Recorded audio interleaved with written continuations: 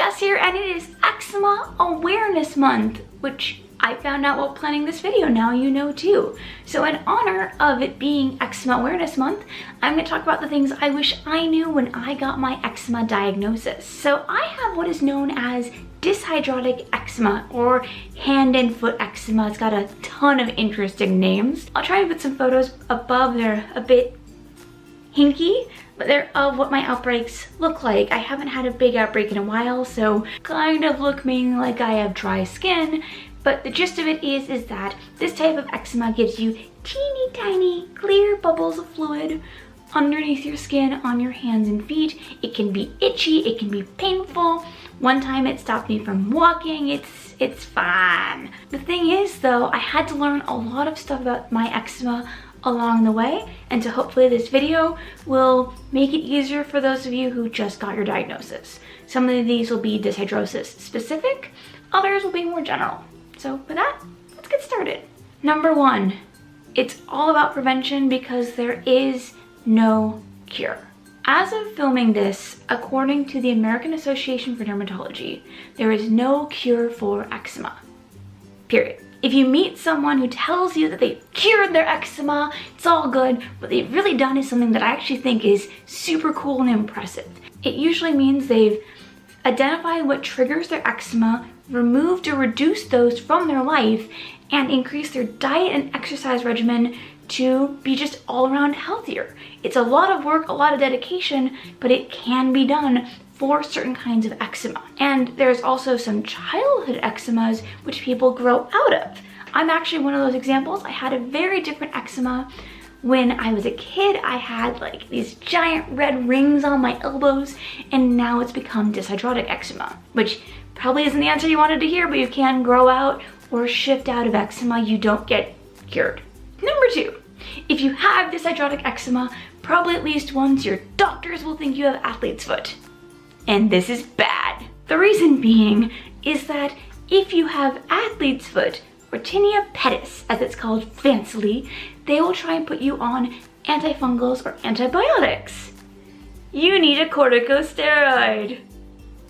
You can see how this is going. The last time I was improperly diagnosed, I ended up on Grifalvin. See the story time for more details, but the gist of it is I didn't sleep for several weeks and nearly failed out of college. So getting the wrong medication for this is really, really bad. Take that to heart. And I should mention within this that it could take several doctors before you get a correct diagnosis, so keep that in mind and be ready for that, especially early on. Number three, you might not figure out fully what triggers your eczema, and that's okay. So I used to be more worried about this, but then I realized that the biggest trigger for eczema is stress. That being said, if there's something obvious with a trigger, like lack of sleep or a certain food, or you're ignoring your allergies, please definitely take care of that. Like, just be kind to yourself here, okay? Number four, over-the-counter stuff works great, but read those labels. So one nice thing, once you've gotten your diagnosis and you've successfully treated it once for an outbreak and have a new doctor plan in hand, is that you can treat a lot of eczema flares with over-the-counters, mainly hydrocortisone. And this is pretty spiffy, mainly because that's much cheaper than going to the doctor every single time you have a flare-up. Here's the sketchy part.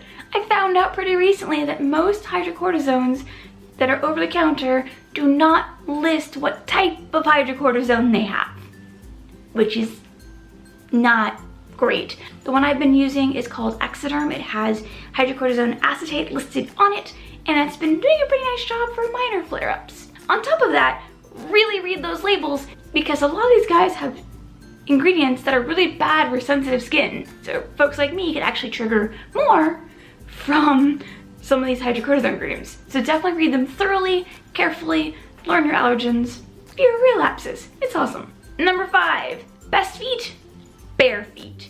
If you're home, no socks. Just let your feet breathe. It's so much easier than confining them in socks all day and just making them a nice murky environment. If it's wintertime and you're cold, fuzzy slippers. make sure there's some kind of breathing room so your feet are just nice and aired. Number 6, moisturizer is your new best friend. I did just do a video on this. This is just gonna reference all the eczema videos. I think I'll just make an eczema playlist maybe instead. The point is that skin barrier creams are awesome. If I can recommend any goos in particular for how I've been surviving dyshidrosis or dyshidrotic eczema, I would recommend Atopalm MLE's barrier creams, and of all things, First Aid Beauty's Ultra Repair Face Moisturizer, because it's the best thing since sliced bread I found for eczema on my feet. And I'll link those guys below because they're the biggest game changers I found in the last like 5 years for keeping relapses under control. And also, if you find eczema on one appendage, at least in my luck, I found that all the other appendages will soon follow. So if you find one little bump on your appendages, have a spa day. Get some nice cotton gloves, get some moisturizer, go to town. Seriously, it'll save you so much trouble later. And with moisturizers, definitely test a bunch because again, you might find something that triggers your eczema, so play it safe. Last, certainly not least, eczema is not the end of your social life. I know when I had my first flare-ups, I was so scared. I was mortified. It looked really gross. It covered all my feet. I was freaking out, and this was before I realized that it was gonna be on my hands too. Oh boy. And I feel like there's that initial just fear of that you're just gonna look ugly for the rest of your life because there's no cure. But no, what I want you to do is you're gonna chill. Why? Why you say? Even though I just said it, you know, there's no cure, it's for life. No, you have 2 things on your side, knowledge and science. Because we live in a day where there's a fair amount of knowledge now on eczema. So the more you learn about your specific eczema and what triggers your specific flare-ups, the more you can control things, and that reduces your flare-ups, which decreases your stress, which reduces your flare-ups. It's pretty awesome that way. I haven't had a major relapse since college, like I said, and that's because I've spent a fair amount of time during all the years learning, identifying my specific eczema, and figuring out how to live a better life with this thing. Because it's not the end of the world, it's eczema. It's annoying, it's distracting, it's itchy, but it's something you can learn to work with. And that's it. And I know that sounds probably really hard to hear if you've just gotten your diagnosis, because most likely you've just had a really bad flare-up, and I know that's really scary, but it's gonna be okay. You're going to learn about it, and you're going to become so much stronger because of it. And I think that's pretty spiffy. And those are some things I wish I'd known when I got my eczema diagnosis. Clearly it's a lot of trial by relapse, and some of the stuff you can only really test when you get started.